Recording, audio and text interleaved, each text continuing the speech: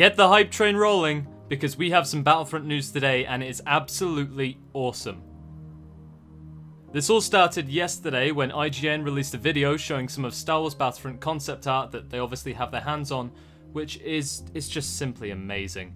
The concept art shows two rebels preparing to flank two stormtroopers, one of them with a classic E11 blaster and the other preparing to throw a thermal detonator. All at the same time, a speeder bike is exploding next to an ATST, one of the ATSTs has been downed, and the forests of Endor are burning around them. This is absolutely awesome. This was probably the coolest way they could bring news back to the table for us. Before we continue, I want to ask you guys a question to get the community talking about this. Since this really is a big deal, guys, this is the first piece of news, well, real news that we've had from DICE in a long while, and it's probably the first of many installments in the run-up to their likely GDC news release, which is going to be this year in March. So the question is, what do you think about the concept art, and do you think that the game will ultimately be and play as depicted in this concept art? This is a much more complex question than what I usually ask, and it's because I wanted to bring up the point that ultimately concept art really isn't a valid indicator of the progression or the feel of playing a game, because concept art can make any battle look cool. You just take like almost a screenshot in time of that battle and you watch everything unfold out in that one small instance, and you can analyze it to hell and, you know, get all of the data from it, but ultimately it's not really what the game's like. I mean, if you look at concept art from Halo, yes, Halo looks fantastic and it plays fantastically, but the concept art really doesn't indicate what you experience. You experience lots of grunt killing, elite killing, and then the concept art shows this huge construct world with a halo floating over it, and it's like, yeah, that never happened. So I'd rather they stick to concept art being released which actually shows what's going to happen, and I know there's going to be an Endor map, there has to be. So this is more indicative of what we're going to see, but I'm still sort of apprehensive as to that being the actual atmosphere of the game that you'll see right there. So moving on, there are a lot of details in this concept art, and I'm going to show all of them in an upcoming analysis video that I'm working on at the moment. I can't bring it to you today because I've had a lot of work on my plate, and making an analysis video takes a long time. And to do it properly, because I'm not doing a half-baked video for you guys, I want to do something that's very well edited, very informative, and has as much detail in it as possible. So just to tide you over until that releases, I have a few things to mention here. Firstly, the rebel on the left is a woman, and I do not mean this in a bad way.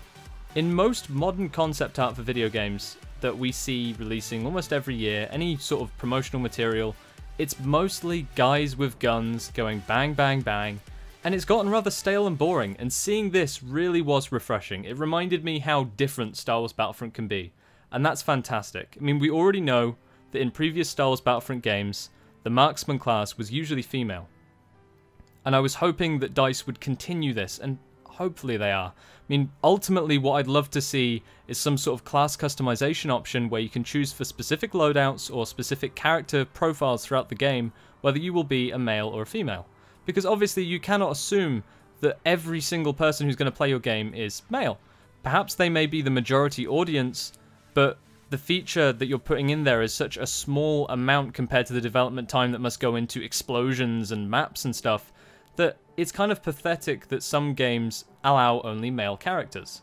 I can understand in certain situations and instances, but in Star Wars Battlefront, unless you are a clone or a droid, I'm pretty sure Stormtrooper, there were definitely in the extended universe female Stormtroopers, and there were definitely female rebels, so I'm glad they're going down that route and not just generalizing it to male-only soldiers.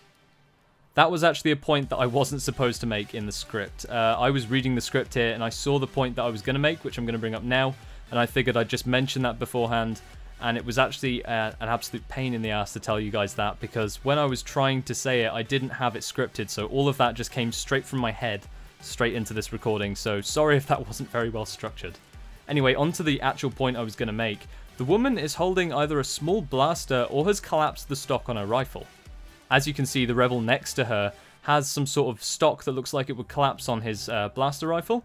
And if that is possible in Star Wars Battlefront, whether it be an attachment system or something similar to scoping in Battlefield 4 where you can select your scope, that would be really cool.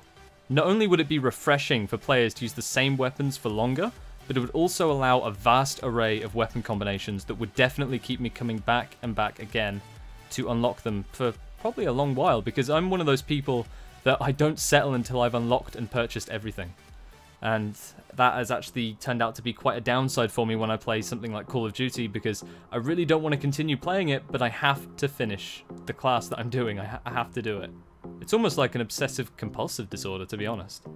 The second point I want to make here are that there are Ewok Villages in the background, so I would assume that we will be able to fight with or against, depending on which side you are, or perhaps play as Ewoks in Star Wars Battlefront, which would be awesome because the Star Wars Battlefront 2 hunt mode on Endor was incredibly fun and refreshing from the usual pew pew, bang bang, boom boom of Star Wars. It was very nice to play as either a scout trooper or an Ewok and just start throwing rocks and ridiculously badly textured spears at them. It was fun. I will admit I enjoyed that probably more than some of the other game modes on Star Wars Battlefront at the time. So there you have it, DICE have released another piece of news. Although I am happy, I am still troubled. Star Wars Battlefront has been in development for a long while now. I'm pretty sure it's been over a year and a half. Instead of getting almost progress check styled news releases, they have kept us mostly in the dark. I am confident that Star Wars Battlefront will be good eventually.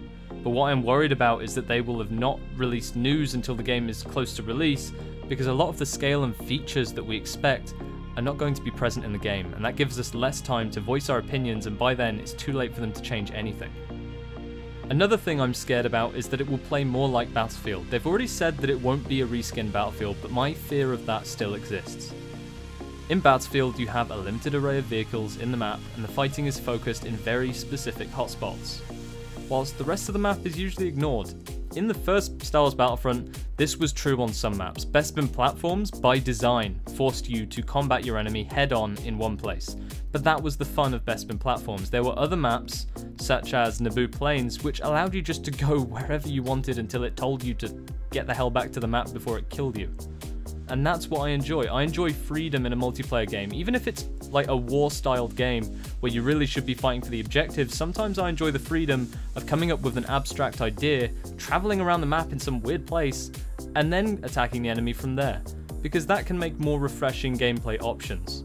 And what I'm quite worried about is that they're going to make a lot of small maps focused on sort of PvP style, pew-pew blaster gameplay, and that it wouldn't be Battlefront, to be fair.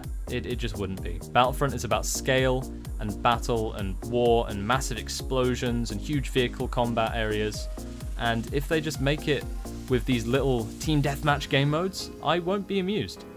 At the end of the day, Battlefront always has and always will be a vehicle map. There are a few exceptions like Death Star and Jabba's Palace, but they were acceptable because it was a close quarters area and it was incredibly fun to watch people fly off the edge of railings because a rocket exploded on the ground next to them.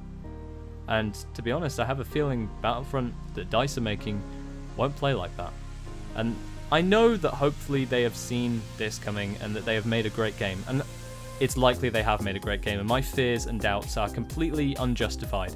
But as a long-time fan of this game, it does worry me. Hopefully it worries you guys too, but hopefully you have more trust than I do in developers. So that's just my opinion on the matter. Again, that wasn't a part of the script, and that came completely... I'm going to say that came from the heart, not the head, because there was a lot of opinionated nonsense in that, in hindsight. Anyway, that was purely my speculative opinion, so do not take this as definitive or empirical proof, haha Empire, or whatnot of DICE to go the wrong way. It's purely my doubts relating to the lack of news releases and secrecy behind Star Wars Battlefront. Anyway, that's it guys, this has been Connor from Star Wars Central, and I'll see you next time.